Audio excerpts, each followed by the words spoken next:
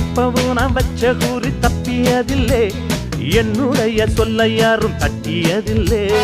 இன்னொருவன் என்ன வந்து தொட்டதுமில்லை, தொட்டவன தப்பிக்கான விட்டதும் இல்லை. மீசையிலே மண்ணு வெட்டுனதே எண்ணு, ஆயும் புலி நான் தான், பார்க்க போற நீதான். சும்மா முந்தாம் பூச்சாண்டி காட்டாதே, நம்ம கிட்ட போடுறிய தப்பு தாளந்தான். என்னம்மா கண்ணு சொல்லம்மா கண்ணு,